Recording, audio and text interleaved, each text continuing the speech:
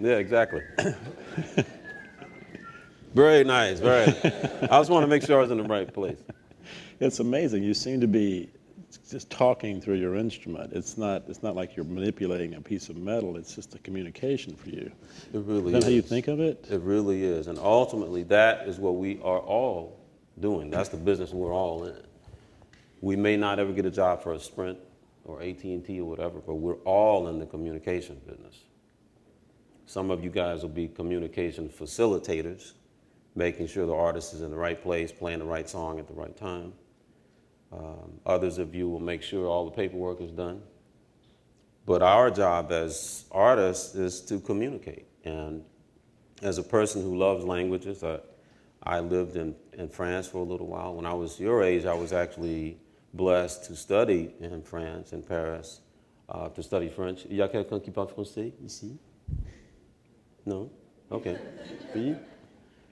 And then so I speak French, but I love Spanish, and estoy aprendiendo ahora para comunicar en español. ¿Hay alguien que habla español? Sí, qué bueno. Más o menos. So language to me is very important, but ultimately the language, it's the oldest cliche in the book, but the language that supersedes all languages is music.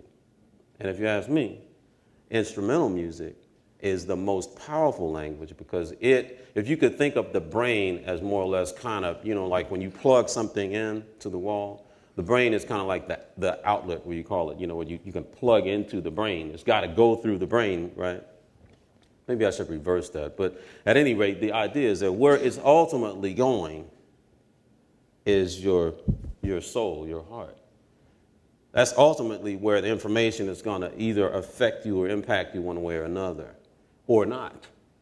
But the music, instrumental music in particular, bypasses that initial thing. It bypasses this filter where we all have, we have our culture, we have our background, we have our language, we have all these other things that sort of filter the information before it gets to our soul. But this,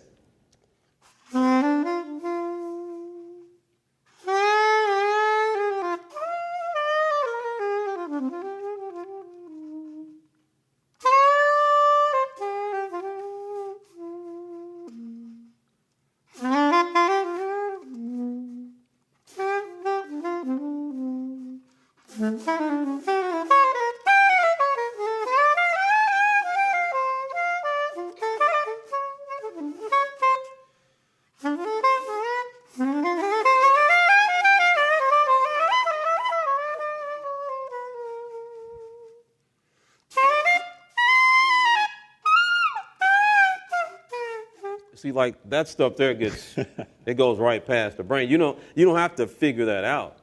You sort of feel that.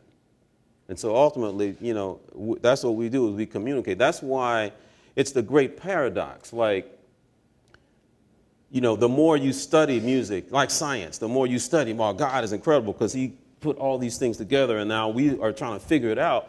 Music is like that too, where the more you study, and you should, I've studied and still practice a lot of classical etudes. I do a lot of technical exercises. Every day I'm working on something.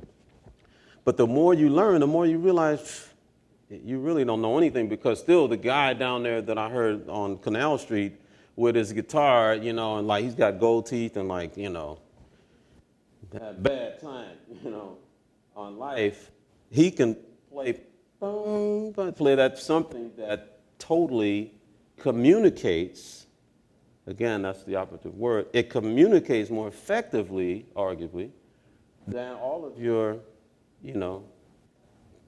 Prokofiev and Tchaikovsky and all that. I love it all, but the idea is that it's really all valid because it's all about what? Communication, right?